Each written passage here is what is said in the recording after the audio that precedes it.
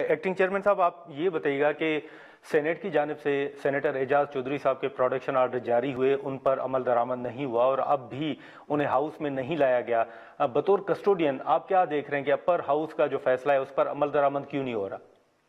چونکہ جس دن یہ پروڈکشن آرڈر کی یہ چیز ہوا یا چیئرمین نے کیا، وہ چیئرمین سینیٹ یوسف رضا گیلانی صاحب چیئر کر رہے، مناسب یہ کہ سوال آپ ان سے کر لیں۔ بحیثیت ایکٹنگ چیئرمین میرے سامنے مسئلہ آئے گا تو میں دیکھوں گا، فی الحال میں اس کے اوپر نئی کوئی ریمارکس نہیں دے سکتا۔ چیئرمین سینیٹ نے کام کیا ہے، قانون میزیں سارا دیکھ کر کیا ہے، تو اس پر بہتر جواب وہی دے سکتے۔ نہیں، لیکن ان کی غیر موجودگی میں اس وقت ایکٹنگ چیئرمین آپ ہیں، ہاؤس اس وقت آپ چلا رہے ہیں، آپ کسٹوڈین ہیں اس وقت۔ میرے پاس آیا نہیں، کہا میرے سامنے آئے گا تو پھر میں اس پہ بات میں کمنٹس کر سکتا ہوں، ابھی میرے سامنے تو نہیں آیا مسئلہ۔ ٹھیک ہے، تو آپ کیا سمجھتے ہیں کہ گیلانی صاحب جو ہیں وہ ان احکامات پر عمل درآمد نہ ہونے کے معاملے پر کیا کوئی وہ نالاں ہیں؟ نہیں، میرے ساتھ جو اس طرح ڈیٹیل سے اس پہ اس نے میرے ساتھ شیئر نہیں کیا، اگر کچھ شیئر کیا تو میں نے آگے اس پہ بات کیا ہے۔ لیکن سیدال صاحب یہ بھی بتائیے گا کہ جس ہاؤس کے آپ اس وقت کسٹوڈین ہیں، اس ہاؤس پر بھی کئی سوالات اٹھائے جا رہے ہیں، یہ بھی کہا جا رہا ہے کہ اس وقت ہاؤس جو ہے وہ نامکمل ہے، خیبر پختونخوا سے کوئی سینیٹر اس ہاؤس میں موجود نہیں ہے۔ بطور کسٹوڈین آپ بھی سمجھتے ہیں کہ ہاؤس واقعی اس وقت نامکمل ہے؟ بحیثیت ایک سیاسی کارکن کا تو کیونکہ یہ مسئلہ کورٹ میں ہے، عدالتوں میں ہے، میں اس پہ تبصرہ بھی نہیں کر سکتا۔ دونوں طرف حکومت کے بھی لا کے حوالے سے لوگ وہاں پیش ہو رہے اور متعلقہ پارٹی کے اس صوبے کی پارٹی بھی پیش ہو رہے، تو وہ چونکہ عدالت، مگر میرا اپنی ذاتی رائے یہ ہے کہ اس کے لیے کوئی حکومت اور اپوزیشن کو بیٹھ کر کوئی پازیٹیو اور قانونی راستہ اختیار کرنا۔ نہیں، لیکن سر وہ چلے معاملہ ٹھیک ہے، لیکن آپ کسٹوڈین ہیں، آپ کی رولنگ جو ہے وہ کسی عدالت میں چیلنج بھی نہیں ہو سکتی۔ آپ نہیں سمجھتے کہ بطور کسٹوڈین پھر آپ کو کم سے کم اپنے ایوان سے متعلق کوئی رولنگ دینی چاہیے کہ انتخابات ہوں؟ اگر اس کیس میں ہمیں بلائے تو ہم اپنی رائے دیں گے کورٹ میں۔ اچھا، چلیں، وہ بھی ٹھیک ہے، لیکن اب اس وقت جس ہاؤس کے آپ کسٹوڈین ہیں ایکٹنگ چیئرمین صاحب، اس حوالے سے کئی سوالات سامنے آ رہے ہیں۔ یہ بھی تاثر ہے کہ اس ایوان کے اندر جو قانون سازی ہے وہ بلڈوز ہو رہی ہے، آپ اس سے اتفاق کرتے ہیں؟ کوئی ایک مثال آپ دیتے، ایک مثال آپ ان سے لے لے اس قانون کا، اس رول کا، کہ کہاں پہ قانون بلڈوز ہو رہے ہیں۔ ایک قانون کا، سینٹ کی میں بات کروں، ٹھیک ہے، جہاں پہ چیئرمین سینٹ گیلانی صاحب یا میں، ہماری میری چیئر ہوتے ہوئے یا کوئی قانون پہ وہ نہیں، ووٹنگ ہوتی ہے، ہم تو بہت سامنے دیکھتے ہوئے حکومت کی اکثریت ہوتی ہے، مگر ہم رول کے مطابق وہ چیز ہاؤس کے سامنے رکھتے ہیں۔ پھر یہ دوسرے سائیڈ والے بولتا ہے کہ میں 3 دفعہ آواز دیتا ہوں، آپ خود سینٹ کو کور کریں، میں 3 دفعہ نیچے سے ایسے جوک کی شکل میں مذاقن آوازیں بھی آتی ہے کہ آپ کر لیں، میں 3 دفعہ آواز کی۔ یہ والوں سے پوچھتا ہوں، نا والوں سے پوچھتا ہوں، پھر میرے آفس کے نیچے 3-4 بڑے امپورٹنٹ افسران بیٹھے، وہ گن کر مجھے بتاتے ہیں کہ کیا۔ لیکن آپ نے مثال دینے کی بات کی، تو سب سے بڑی مثال تو اس وقت 26ویں آئینی ترمیم ہے جو اس پر سوالات اٹھ رہے ہیں۔ دیکھو، 26ویں آئینی ترمیم سمیت جتنی قانون سازی ہوئی ہے، آپ چیک کریں ریکارڈ، آپ چیک کر، اس میں ایک کلپ لائے، آپ کے لوگ بیٹھے ہوتے ہیں، اس پہ مکمل ڈیبیٹ ہوتا ہے۔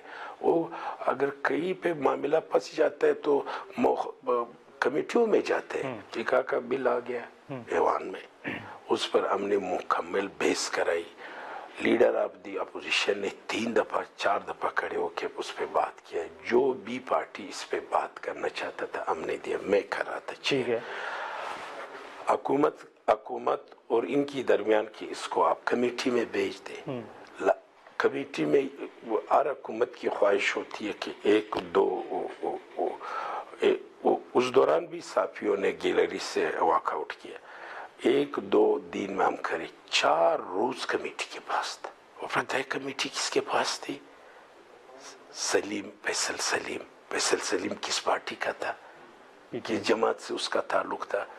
वहाँ पे उन्होंने कितने साथियों को मदऊ किया कि आके आप राय दे दें, और वहाँ पे हुकूमत और अपोजिशन के दोनों मेंबरान बैठे थे। उसके बाद जब ये बिल आया तो मेरे पास कौन सा कानून था रुकवाने का।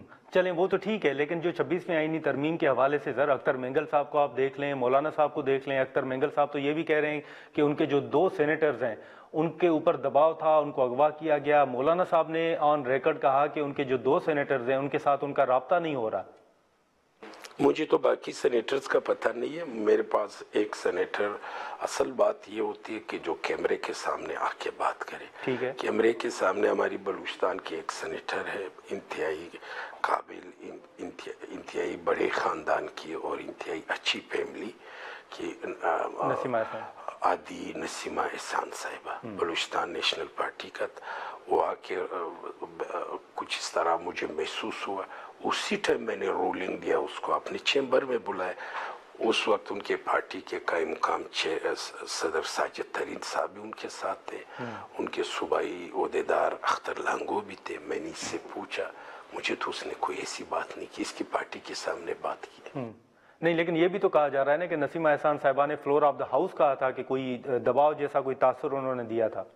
नसीमा एहसान से मैंने यही पूछा, उसने कहा अगर कोई इश्यूज है तो इनको आपस में बैठ कर बने। मैंने कहा आपको किसी ने धमकाया? मैंने चैम्बर में बुला के पूछ, पहले सेनेट चेयरमैन के पास गया, पता नहीं उनके दरमियान क्या बात, फिर मेरे चैम्बर में आई। आज भी मेरे साथ वो आपने देखा, वो मेरे साथ कैफेटेरिया में भी थे। बिल्कुल, तो आप समझते हैं कि नसीमा एहसान साहिबा के ऊपर कोई दबाव नहीं था? देखो, सियासी पॉइंट स्कोरिंग के लिए मुझे उसी जिस दिन ये बिल भी हो रहा था, मैं अपनी मेरी पॉलिटिकल हिस्ट्री है, हमने मार्शल लॉ के दौर में भी अपनी जमात में रहे, साबिका दौर में भी रहे लोग। आपको पता है जो साबिका दौर में जो हुकूमत अपोजिशन में थी, जो जमात आज हुकूमत में, उसके साद रफीक से लेकर मरियम नवाज तक सारे जेलों में थे। तो सर उनको जेलों में डालने वाला कौन था? देखो, मेरी ये सोच बिला किसी खतरे खौफ से बालातर होकर मैं ये बात आपसे पूरी ईमानदारी और खलूस से कहता हूँ कि हमने माजी बुलाकर आगे जाना है। अगर माजी में हम गए, माजी में तो फिर अगर ये मौजूदा पार्टी कहती है कि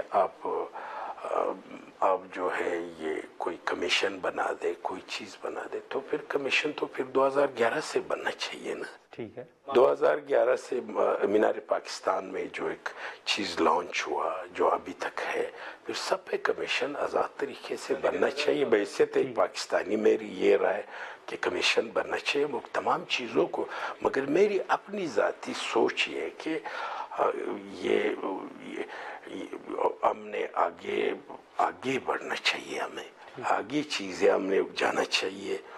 अभी उस जो लॉन्च हुई थी उसमें मीडिया के भी बड़े पर्सन शामिल थे उस वक्त, अभी तक वो शामिल है, कैंपेन कर रहे, उसमें बहुत से लोग हैं। फिर हम चाह रहे कि इस टाइम मुल्क को इस टाइम 2 चीज़ों की ज़रूरत है। एक माशी तौर पे आपने मजबूत होना है, दूसरा ये है कि आपके मुल्क पर सियासी तौर पर, इंतज़ामी तौर पर आपके मुल्क में आराम हो, सुकून हो, कोई सियासी धरने, गिराव जलाओ, गुलेलात में पकड़ कर जो है गुलेल 20 दफ़ा इस्तेमाल हुए ना, ये चीज़ें नहीं, हमने आगे बढ़ना है, पाकिस्तान के बारे में सोचना।